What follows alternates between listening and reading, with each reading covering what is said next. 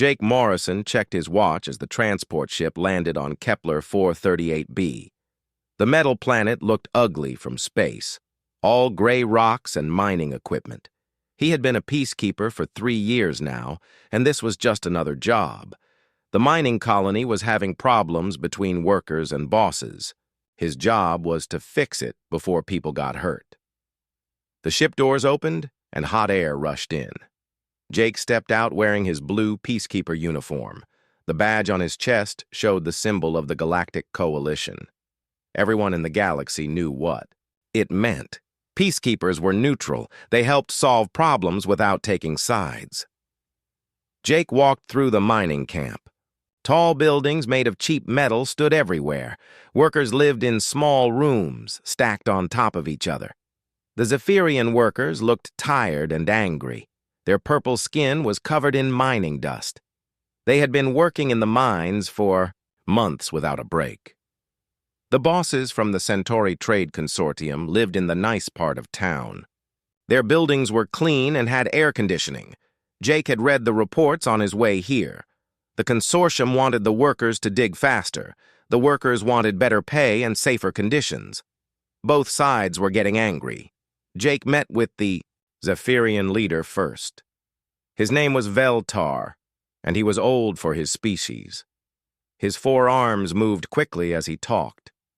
The workers were dying in the mines, he said. The equipment was old and dangerous. The consortium did not care about Zephyrian lives.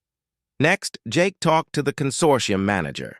Her name was Director Kesana. She was a tall, crystalline being who sparkled when she moved. She said the workers were lazy. They complained too much and worked too little. The company needed more minerals to meet their contracts. Jake spent 2 days talking to both sides. He visited the mines and saw the dangerous conditions. Old machines broke down all the time. Workers got hurt because there were no safety guards on the equipment. The air was full of dust that made people sick. He also looked at the company books. The consortium was making huge profits from this mine. They could afford better equipment and higher pay. They just did not want to spend the money. On the 3rd day, Jake called a meeting. Workers and bosses sat in the same room for the first time in months. Jake put his plan on the table. The consortium would buy new safety equipment. They would give the workers a 20% pay raise. In return, the workers would agree to work longer shifts during peak mining season. Director Kessiana did not like the plan. She said it would cost too much money. The workers needed to accept less or find other jobs. Veltar said his people had been patient long enough. They would not work another day without better conditions. Jake tried to find middle ground. Maybe 15% pay raise instead of 20. Maybe the company could buy safety equipment slowly over 6 months. Both sides said no. The meeting ended with angry words. That night, Jake sent a report to the Coalition Peacekeeping Command. He requested more time to work on the problem. The situation was tense but not dangerous yet. He thought he could still find a solution. He was wrong. The next morning, Jake woke up to shouting outside his window. Hundreds of Zephyrian workers were marching toward the consortium offices. They carried signs demanding better treatment. Their voices filled the air as they chanted in their own language. Jake quickly put on his uniform and ran outside. The crowd was peaceful but angry. Veltar was leading them. Jake pushed through the workers to reach the front of the march. The consortium security forces were waiting at their office building. 20 guards in black armor stood in a line. They carried energy weapons that glowed red in their hands. Director Kesana stood behind them, talking into a communication device. Jake raised his hands and walked between the two groups. His blue uniform was clearly visible to everyone. The Peacekeeper badge caught the sunlight. Both sides knew what it meant. Peacekeepers were protected under galactic law. No one could harm them without facing the full anger of the coalition. Veltar stopped the marching workers. They stood behind Jake, waiting to see what would happen. The old Zephyrian leader stepped forward. He wanted to talk to Director Kessiana about their demands. The director refused to come out. She shouted from behind her guards that the workers were breaking their contracts. If they did not go back to work immediately, they would all be fired. The consortium would bring in new workers from other planets. The crowd of workers got angrier. Some threw rocks at the building, others shouted threats. Jake held up his hands and asked everyone to stay calm. Violence would not solve anything. He could still help them find an answer. That was when Director Kes-Ana made her fatal mistake. She ordered her security forces to disperse the crowd. The guards raised their weapons and aimed at the workers. Red laser sights danced across purple skin. Jake stepped directly in front of the weapons. His arms were spread wide. His voice was calm but firm. No one would be hurt while he was there. The guards needed to lower their weapons. The workers needed to step back. Everyone needed to think before they acted. For a moment, it looked like his words might work. Some guards lowered their weapons slightly. A few workers took steps backward. Director Kes-Ana looked uncertain behind her security line. Then someone in the crowd threw another rock. It hit one of the guards in the helmet. The guard stumbled, and his finger tightened on his weapon trigger. A bright red energy beam shot toward the crowd. Jake threw himself in front of the beam. The energy hit him in the chest and burned through his uniform. He fell to the ground as his peacekeeping badge melted from the heat. The crowd went silent. Even the guards stopped moving. Blood spread across the dusty ground. Jake tried to speak but could not find his breath. His chest felt like it was on fire. Around him, thousands of beings from 6 different species watched a human peacekeeper die. The silence lasted only seconds. Then the Zephyrian workers roared with rage. They charged at the security forces. The guards panicked and opened fire into the crowd. More energy beams flew in all directions. Purple bodies fell next to Jake as the peaceful protest turned into a battle. Veltar knelt beside Jake and held his hand. The old Zephyrian was crying. Jake was the first peacekeeper ever killed while trying to stop violence. It was supposed to be impossible. Peacekeepers were neutral. They were protected. Everyone respected them. As Jake died, automated cameras throughout the mining camp recorded everything. The footage would be transmitted across the galaxy within hours. Billions of beings would watch a human peacekeeper sacrifice his life trying to save others. They would see consortium guards murder an innocent man who wanted only peace. On Earth, Admiral Lisa Carter was sleeping when the emergency communication came through. She had been head of global defense for 10 years. In all that time, she had never received a code-red message. The red phone on her desk had never rung. When she saw the footage from Kepler 438b, Admiral Carter felt something cold settle in her stomach. Jake Morrison had been one of their best peacekeepers. He was young, smart, and truly believed in helping others.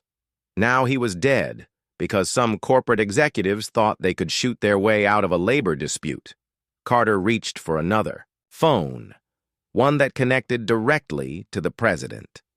It was time to remind the galaxy why humanity had been so eager to embrace peace 15 years ago. Some lessons needed to be taught with blood and fire. The peaceful phase of human expansion was about to end.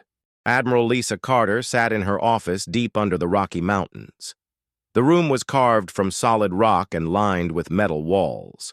No signals could get in or out without her permission. She watched the footage from Kepler 438b for the 5th time. Each viewing made her angrier. Jake Morrison had died trying to save alien workers from their own bosses.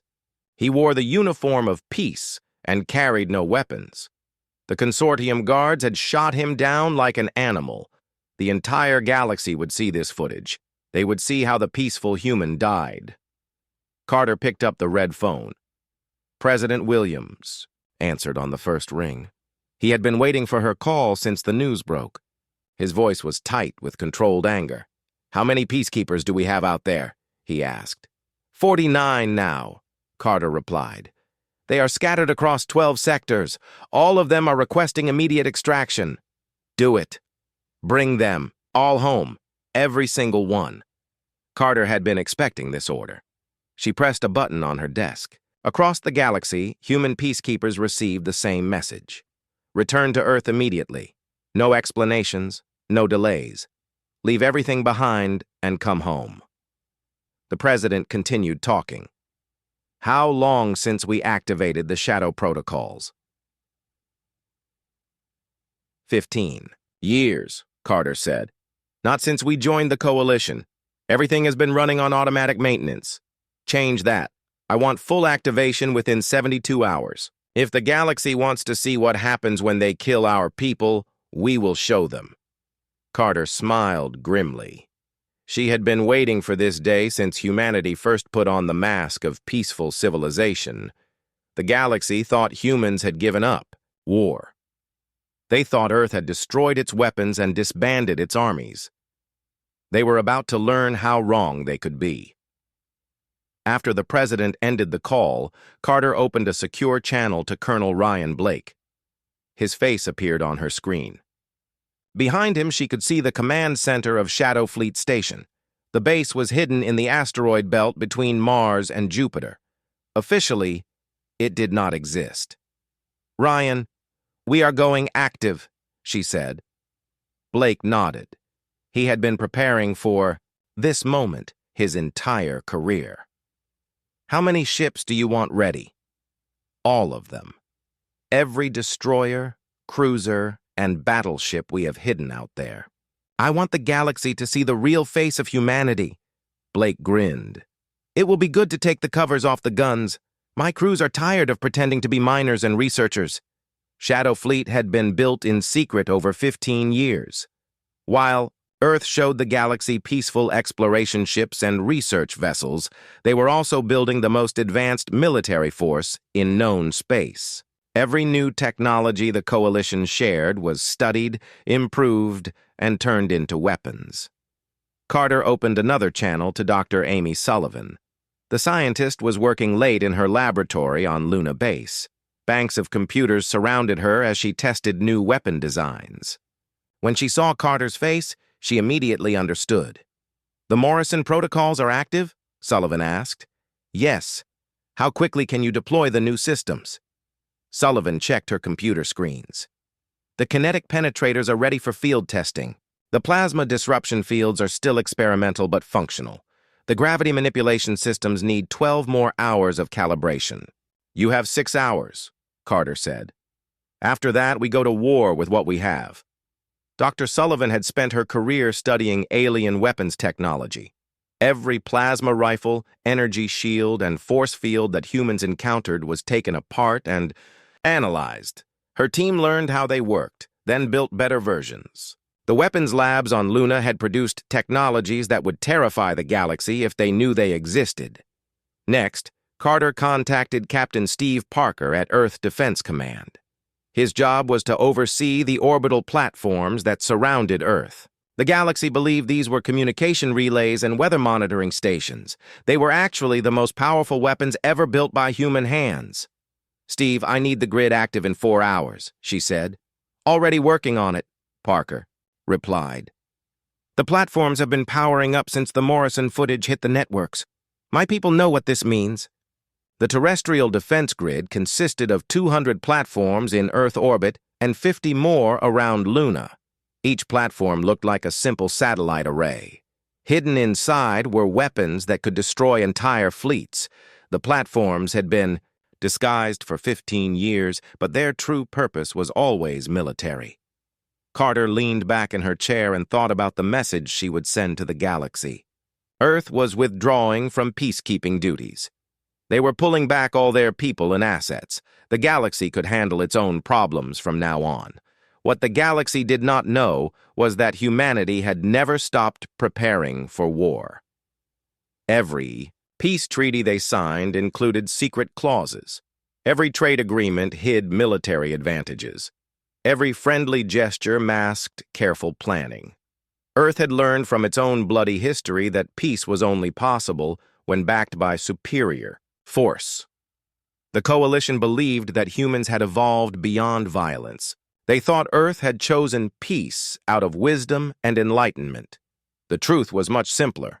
Humans had chosen peace because they were strong enough to enforce it. When that peace was broken, the consequences would be swift and final. Across human space, hidden bases came alive for the first time in 15 years. Ships that had been disguised as cargo haulers revealed their true nature.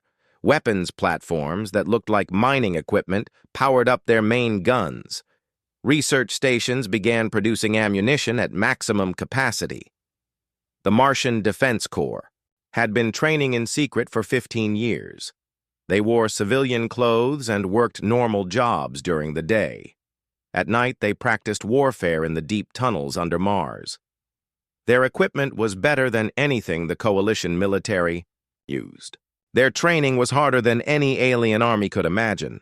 Captain Tony Mitchell commanded the first battle group of Shadow Fleet. His ships had been hiding in the outer solar system, disguised as asteroid mining operations.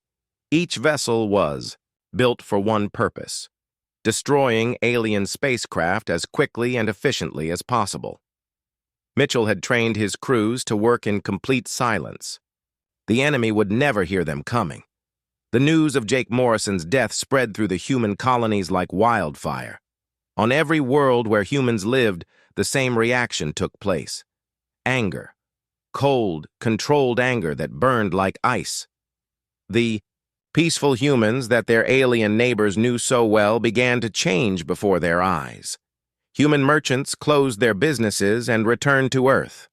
Human scientists abandoned their research projects and went home. Human diplomats left their posts without explanation. Within hours, it seemed like humanity was retreating from galactic civilization. The aliens were confused by this reaction. One human had died, which was unfortunate but not unusual. Thousands of beings died in industrial accidents every day. Why were the humans acting like this was some kind of catastrophe? They did not understand that Jake Morrison had been more than just a peacekeeper. He had been a symbol. He represented humanity's commitment to peace and cooperation. His death was not just murder. It was a declaration that human life meant nothing to the galaxy. Ambassador Karen White received new orders from Earth while attending an emergency coalition session on Harmony Station. The orders were simple: deliver an ultimatum. The consortium had 72 hours to surrender everyone involved in Morrison's death. If they refused, Earth would consider itself at war with the Centauri Trade Consortium. The alien delegates laughed when they heard this threat. The consortium controlled 300 warships and had defense contracts with the galaxy's best mercenary groups. Earth had 50 peacekeepers and some exploration vessels. The idea that humans could threaten a major galactic corporation was absurd. Ambassador White smiled as she listened to their laughter. She remembered her grandfather's stories about the old wars on Earth. He had been a soldier before humans learned to hide their true nature. He always said that the most dangerous human was one who smiled while being threatened. The galaxy was about to learn why her grandfather had been right.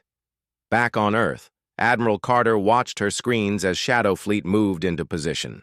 15 years of careful planning was about to pay off.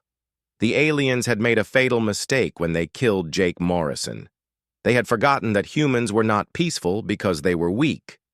They were peaceful because they chose to be. And when that choice was taken away, the galaxy would burn. When that peace was broken, the consequences would be swift and final. The galaxy had forgotten that humans were predators. When the first shot of humanity's war was fired at exactly 800 hours, Galactic Standard Time. Commodore Tony Mitchell watched. The countdown on his tactical display reached 0, then gave the order that would change galactic history forever. All ships, commence bombardment. 12 human warships dropped their civilian disguises simultaneously. Cargo pods ejected to reveal plasma cannons. Mining equipment retracted to expose missile launch tubes. Communication arrays transformed into targeting sensors. Within seconds, the Retribution battle group showed its true face to the galaxy. The consortium facility at Titan's Edge was a massive complex built into a large asteroid. 50,000 workers lived and worked in the tunnels carved from solid rock. 12 consortium warships patrolled the area, providing security against pirates and labor unrest.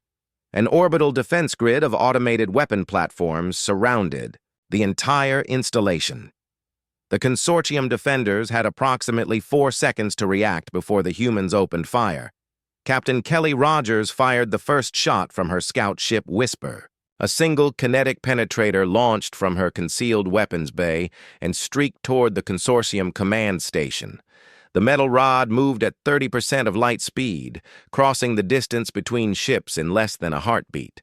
The penetrator punched through the command station's shields like they were made of paper. The consortium had never seen weapons that moved so fast or hit so hard. Their energy barriers were designed to stop plasma bolts that moved at a fraction of light speed. They were useless against solid projectiles moving at relativistic velocities. The command station exploded in a ball of superheated gas. Debris scattered across thousands of kilometers as the structure was vaporized by the impact. The facility's orbital defense grid immediately lost coordination as its central command node disappeared. Commodore Mitchell smiled grimly as he watched the first target die. All vessels engage remaining defenders. Show them what human engineering can do. The Retribution opened fire with its main battery. 6 kinetic penetrators launched simultaneously at the largest consortium warship. The enemy vessel tried to maneuver, but physics worked against them. Nothing could outrun a projectile moving at nearly light speed. All 6 penetrators hit within a 2-second window. The consortium ship's hull cracked like an eggshell as each impact delivered the energy of a nuclear weapon. The vessel broke apart into 3 large pieces that tumbled away into space. Atmosphere and debris streamed from the wreckage as the crew died in the vacuum.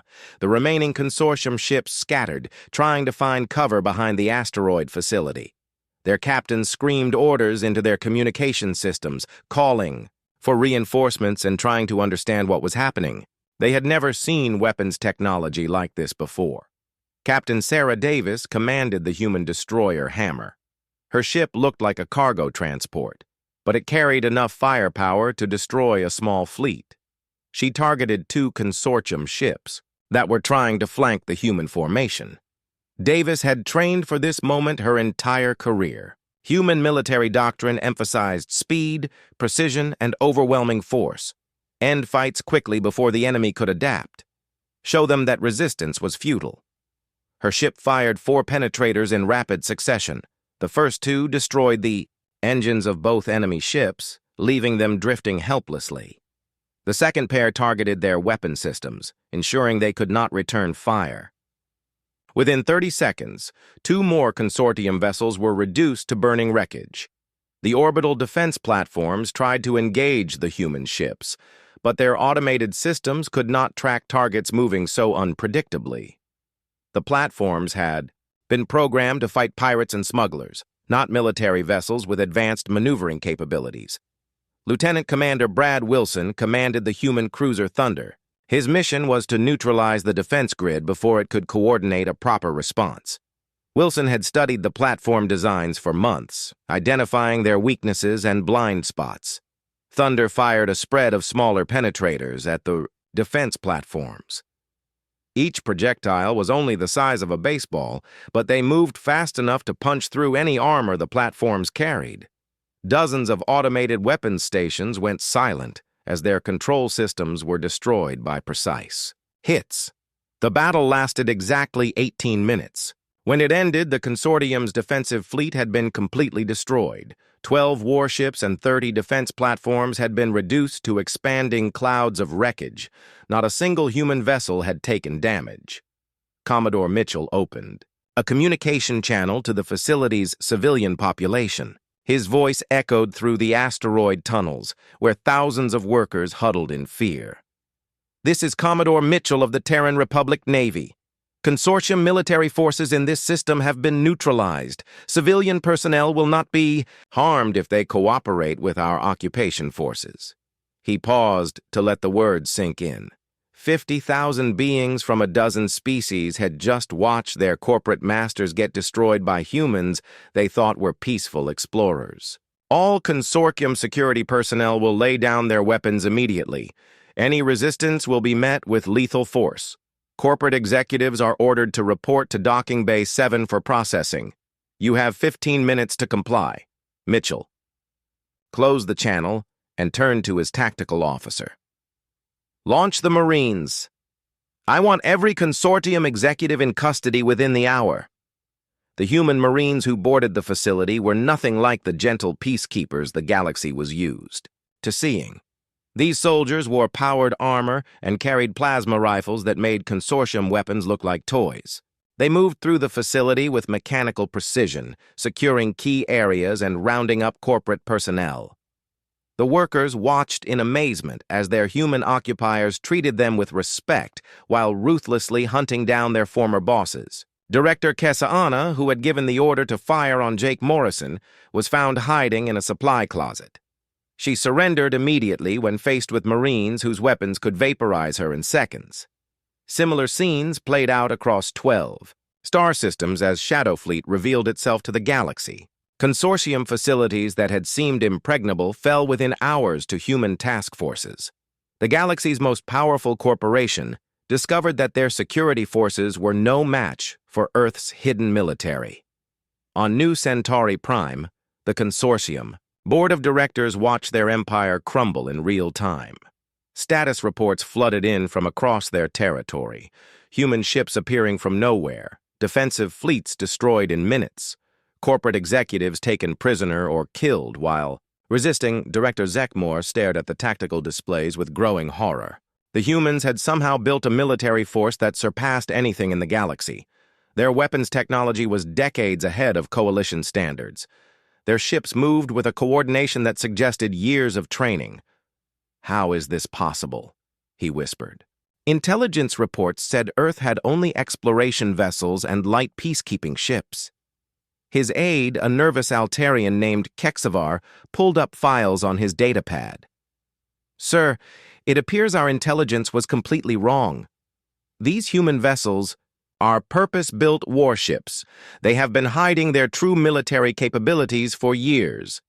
Zekmore felt crystalline panic spreading through his body.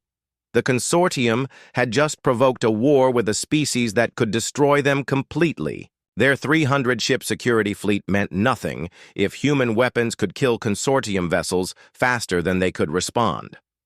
"Contact Coalition Command," he ordered. "Request immediate military assistance.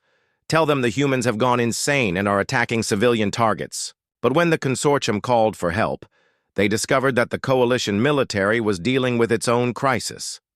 Admiral Kethara commanded the 3rd Sector Fleet, the Coalition's most powerful naval force. She had received orders to restore, order and protect member species from human aggression. Kethara was confident in her fleet's abilities, 60 ships carrying the finest weapons technology the Coalition could produce. Her crews were experienced veterans who had fought pirates and rebels across the galaxy. How difficult could it be to defeat a few dozen human ships? She was about to find out why confidence could be a fatal weakness. The Coalition fleet jumped into the Proxima system expecting to find human ships scattered and disorganized. Instead, they found Admiral Chris Johnson's 2nd Fleet waiting in perfect battle formation. 20 human vessels hung in space like predators ready to strike. Admiral Kethara studied the tactical display with confusion. The human ships looked like civilian cargo haulers and mining vessels. Their energy signatures suggested minimal weapons and no military-grade shielding. This would be easier than she had expected. "All ships, open fire at maximum range," she ordered. "Destroy the human vessels before they can escape." 60 Coalition ships fired simultaneously. Plasma lances and energy beams streaked across space toward the human formation. The aliens expected to see human ships explode under the concentrated bombardment. Instead, they watched their weapons hit targets that flickered and disappeared like mirages. The human ships had been holographic projections. The real vessels were already firing from completely different positions. Admiral Johnson smiled as the emergency session of the Galactic Coalition Council began at dawn on Harmony Station. Representatives from 47 species filled the Great Chamber. The massive space station rotated slowly, creating artificial gravity for the diverse. Alien forms gathered there. Some breathed oxygen, others methane. Some had 4 legs, others had none. But they all shared one thing: confusion about human behavior. Ambassador Karen White entered the chamber differently than she had for the past 15 years. Gone was the soft smile and gentle manner that had made her famous as Earth's diplomatic voice. Her face was cold and hard. Her eyes held no warmth. The other ambassadors noticed the change immediately. The Zephyrian delegate spoke first. Velmore was the same species as the workers on Kepler 438b. His purple skin was darker than usual, showing stress. "The humans are overreacting," he said. "One death does not justify withdrawing from the peace process. My people have lost thousands in mining accidents. We do not threaten war over every tragedy." Murmurs of agreement came from around the chamber. The death of Jake Morrison was unfortunate, but hardly unprecedented. Industrial accidents happened all the time in the dangerous business of galactic commerce. Surely the humans understood this. Ambassador White stood slowly. When she spoke, her voice carried across the chamber like a blade. "The Terran Republic does not consider the murder of Peacekeeper Morrison to be an accident. Our investigation shows that Centauri Trade Consortium security forces deliberately targeted him while he was performing his sworn duties." The Centauri delegate, Vextal, rose from his crystalline perch. His body sparkled with nervous energy. "The consortium deeply regrets the incident. However, our security personnel were responding to a violent riot. The human unfortunately positioned himself in the line of fire during a legitimate security operation." White turned to face him directly. "Peacekeeper Morrison was unarmed. He was clearly identified by his uniform and badge. He was attempting to prevent violence, not participate in it. Your people murdered him in cold blood." Vextal's form flickered with irritation. "The consortium is prepared to offer standard compensation for the loss of human personnel. We can also provide additional contracts for Earth shipping companies. As a gesture of goodwill." The chamber fell silent. Every delegate understood what was happening. This was how galactic disputes were normally resolved. Someone died, compensation was paid, and life continued. The humans were expected to accept money and move on. Ambassador White smiled, but there was no humor in it. "The Terran Republic rejects your offer. We demand the immediate extradition of all consortium personnel involved in Morrison's death. We also demand the complete dissolution of consortium security forces and the trial of corporate leadership for war crimes." The silence stretched longer this time. Several delegates exchanged glances. The humans were asking for things that had never been granted before. Major corporations did not surrender their personnel to foreign governments. They certainly did. Not dissolve their security forces because of one incident. Vextal's crystalline form turned bright red with anger. "These demands are completely unreasonable. The consortium has operated under galactic law for over 2 centuries. We will not submit to human threats." White nodded as if she had expected this response. "Then you have chosen war. The Terran Republic gives the Centauri Trade Consortium 72 hours to comply with our demands. After that time expires, we will consider you to be enemy combatants." The chamber erupted in shocked voices. The peaceful humans were threatening war against one of the galaxy's largest corporations. It seemed impossible. Earth had fewer than 100 military vessels, according to coalition records. The consortium controlled over 300 ships and employed thousands of mercenaries. The Altarian delegate, a tall being with multiple arms, tried to restore calm. "Surely we can find a diplomatic solution. The coalition has mediation services available. There is no need for threats of violence." White turned to address the entire chamber. "For 15 years, Earth has provided peacekeepers to maintain order in galactic space. We have mediated disputes, prevented wars, and protected innocent lives. Yesterday, one of our people died because he tried to save alien workers from their corporate masters. Her voice grew harder with each word. The consortium's response has been to offer us money. They believe human life can be purchased like any other commodity. They are wrong. The Rigelian ambassador spoke up. His species was known for logical thinking. What the humans demand is impossible. If we allow one government to dictate terms to private corporations, the entire galactic economy will collapse. There must be limits to how far we pursue individual justice. White's smile returned, colder than before. You misunderstand our position. We are not asking the coalition to enforce our demands. We are informing you that Earth will enforce them ourselves. This statement caused even more confusion. The humans had no enforcement capability beyond their small peacekeeping force. Their warships were lightly armed exploration vessels. Their ground forces were primarily ceremonial guards and police units. How could they possibly threaten a military corporation? Vextal laughed, a sound like breaking glass. The humans have become delusional. The consortium commands more firepower than most planetary governments. Our security fleet alone could conquer half the coalition members in this room.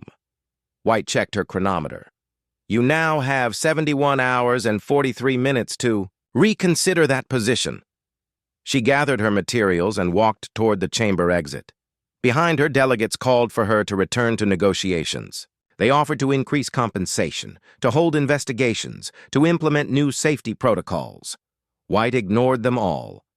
As she reached the door, the Altarian delegate called out one final question. What will Earth do if the consortium refuses your demands? White paused without turning around. You will find out in 71 hours and 42 minutes. She left the chamber as the delegates began arguing among themselves. Some thought the humans were bluffing.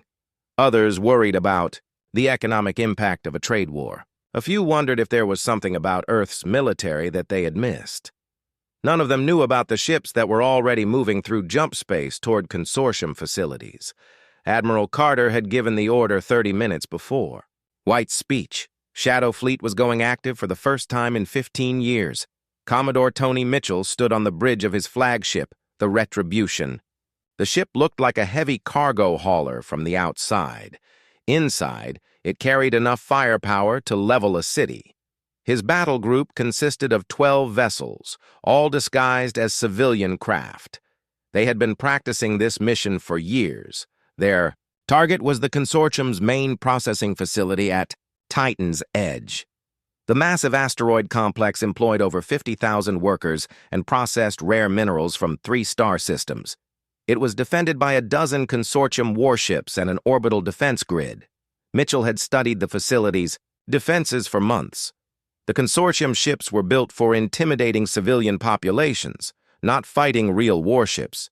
Their weapons were decades behind human technology.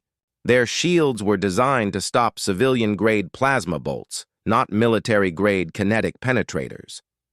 Dr. Amy Sullivan had spent 10 years perfecting those penetrators. They were simple in concept. Metal rods accelerated to 30% of light speed. No energy shields could stop them. No armor could deflect them. They hit their targets with the force of small nuclear weapons. Captain Kelly Rogers commanded the advanced scout ship Whisper.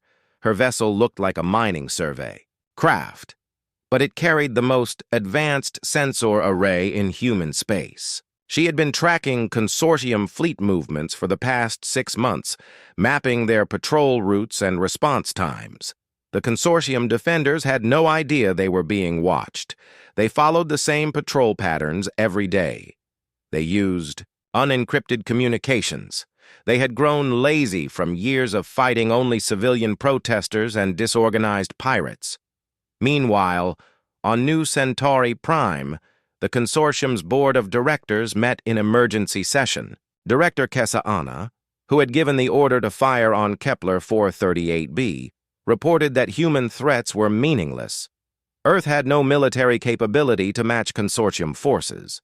The board agreed to ignore the human ultimatum. They increased security at their facilities and called in additional mercenary units. If the humans wanted a fight, the consortium would give them one.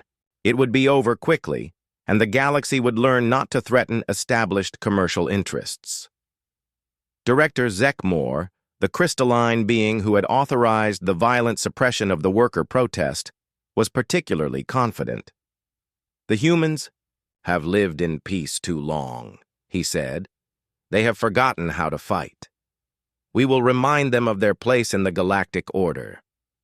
The consortium executives had no way of knowing that their communications were being monitored by human intelligence services. Every word they spoke was transmitted directly to Admiral Carter's command center. She listened to their boasts and threats with growing satisfaction. The aliens had no idea what was coming for them. They thought humans had chosen peace out of weakness. They were about to learn that Earth's children had chosen peace because they were strong enough to enforce it. The news of humanity's military victories spread across the galaxy faster than light itself. On every inhabited world, beings gathered around communication screens to watch footage of coalition fleets being destroyed by ships they had thought were civilian cargo haulers. The peaceful humans had revealed themselves as the most dangerous military force in known space. On Harmony Station, the Emergency Coalition Council session had devolved into complete chaos. Representatives from 47 species shouted at each other in dozens of languages. Some demanded immediate military action against Earth. Others called for surrender before more fleets were destroyed. A few simply sat in stunned silence as they tried to process what had happened. Ambassador Karen White entered the chamber as calmly as she had left it 72 hours earlier. The shouting stopped immediately as every delegate turned to stare at the human representative. She walked to her podium with steady steps, her face showing no emotion. The Altarian delegate spoke first, his multiple arms trembling with fear. "The humans have committed acts of war against multiple coalition members. Your fleet has destroyed 60 ships and killed thousands of sentient beings. This aggression cannot be tolerated." White checked her chronometer before responding. "The 72-hour deadline expired 6 hours ago. The Centauri Trade Consortium chose to ignore our lawful demands for justice. Earth has responded accordingly." Vextal, the Centauri delegate, had lost his normal crystalline sparkle. His form looked dull and gray with shock. "Your people have destroyed our entire security fleet. Thousands of consortium employees are dead or missing. This is genocide, not justice." White's expression remained cold. "The Terran Republic targeted only military assets and corporate personnel directly involved in Peacekeeper Morrison's murder. Civilian casualties were minimized through precise targeting and advance warnings. Your people chose to resist lawful arrest." The Rigelian ambassador tried to restore some semblance of order. "Even if we accept human claims of justification, the scale of response is completely disproportionate. One death does not justify the destruction of entire fleets." White turned to face him directly. "You misunderstand the situation. This is not about one death. This is about the galaxy's response to that death. When Jake Morrison was murdered, the consortium offered us money. The coalition suggested mediation and compromise. No one demanded justice." Her voice grew harder with each word. "You treated the murder of a human peacekeeper as a minor commercial dispute. You offered to buy our silence with trade contracts and compensation payments. You demonstrated that human life has no value in the galactic community." The chamber fell silent as delegates absorbed her words. The Zephyrian representative, Velmore, spoke quietly. "What do the humans want from us now? Our fleets are destroyed. Our defenses are shattered. You have proven your military superiority. What is your price for peace?" White smiled, but there was no warmth in it. "The Terran Republic has simple requirements. First, all personnel involved in Morrison's murder will be surrendered for trial, under human jurisdiction. Second, the Centauri Trade Consortium will be dissolved and its assets distributed to the workers they exploited. Third, the Coalition will formally recognize Earth's right to enforce justice for crimes against human citizens." The demands sent another wave of shock through the chamber. No major corporation had ever been dissolved by external military action. The coalition had never granted any member species the right to unilateral enforcement of their laws in foreign territory. The Centauri delegate, Vextal, flickered with desperate anger. These demands are impossible. The consortium has operated under galactic law for centuries. You cannot simply destroy our civilization because of one incident. White's response was immediate and final. The consortium chose to murder a human peacekeeper. Earth has chosen to respond. You may accept our terms or you may face complete destruction. The choice is yours. At that moment, new tactical reports reached the chamber. Human fleets had occupied every major consortium facility in 3 star systems. Corporate executives were being arrested en masse. Worker populations were declaring independence from consortium control with human military backing. Director Zekmore, the crystalline being who had authorized the attack on Jake Morrison, was found dead in his office on New Centauri Prime. He had chosen suicide rather than face human justice. His final message to the galaxy was simple. We awakened a sleeping monster. May the gods forgive us all. The coalition's military situation was hopeless. Admiral Cathara's defeat at Proxima had cost them their most powerful fleet. Intelligence reports suggested that Earth had dozens more battle groups hidden throughout human space. Coalition forces could not match human weapons technology or tactical coordination. President Williams addressed the galaxy from Earth's capital. His speech was broadcast on every communication network in known space. Behind him stood the flags of humanity's former peacekeeping missions, each one representing lives lost in service to galactic peace. For 15 years, Earth has served the cause of peace among the stars, he said. Our people have mediated disputes, prevented wars, and protected innocent lives across dozens of worlds. We asked for nothing in return except the promise that all sentient beings would be treated with dignity and respect. His voice grew harder as he continued. Yesterday, that promise was broken. Peacekeeper Jake Morrison died trying to save alien workers from corporate violence. He was murdered while wearing the uniform of peace, carrying no weapons, threatening no one. His only crime was believing that all life has value. The president paused to let his words echo across the galaxy. The response to his death has shown us the true nature of galactic civilization. We were offered money for his life. We were told to accept mediation and compromise. We were treated as if human blood could be purchased like any other commodity. Behind him, Admiral Carter stood in her dress uniform. The medals on her chest represented 15 years of peaceful service. Her expression showed the controlled anger of a military officer who had watched diplomacy fail. Earth will no longer participate in a system that treats murder as a commercial transaction, the president continued. We are withdrawing all human personnel from coalition space. Our peacekeeping missions are terminated. Our trade agreements are void. Our diplomatic relations are suspended. The implications of this announcement were staggering. Human technology had advanced galactic civilization in countless ways. Human peacekeepers had prevented dozens of wars. Human traders had connected distant worlds through commerce. All of that was ending. However, the president continued, Earth is not abandoning our principles. We will continue to protect innocent life wherever we find it. Any world that requests human protection will receive it.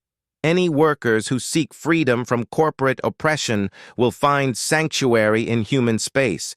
Any species that shares our values will be welcomed as allies. The message was clear. Humanity was offering an alternative to coalition membership. Planets could choose between the old system that tolerated corporate violence and a new order enforced by human military power. The response was immediate. Within hours, 12 worlds had requested human protection. Worker populations on 30. Planets declared independence with human backing. 3 entire species announced their withdrawal from the coalition to join humanity's growing alliance. On Kepler 438b, where Jake Morrison had died, the Zephyrian workers tore down consortium facilities and declared their independence. Human ships arrived within days to establish a protective garrison. The purple-skinned miners who had watched their human protector die now found themselves under Earth's direct protection. Veltar, the old Zephyrian leader who had held Jake's hand as he died, spoke to the human commander who came to liberate his people. "Why do you do this for us? We are not your species. Our deaths would not threaten your worlds."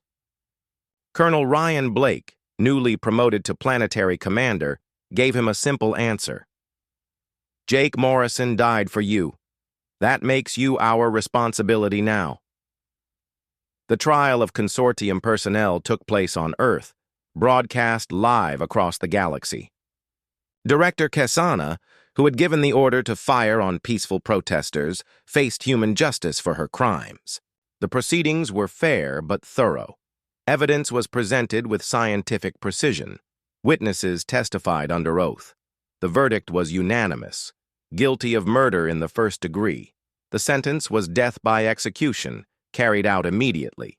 The galaxy watched as human justice was delivered with clinical efficiency. Similar trials took place across human space as more consortium executives were captured. The message was unmistakable. Crimes against humanity would be punished regardless of species, location, or corporate protection. Earth's children were no longer undefended prey for galactic predators. The coalition tried to rebuild its military forces, but the task seemed hopeless. Human weapons technology was decades ahead of anything they could produce. Human ships moved faster, hit harder, and fought with coordination that suggested years of secret preparation. Worst of all, more species were joining the human alliance every day. The Martian Defense Corps revealed itself as a fully trained military force with equipment superior to most planetary armies. The lunar weapons laboratories began producing arms for human allies. The asteroid belt mining operations showed their true nature as MA.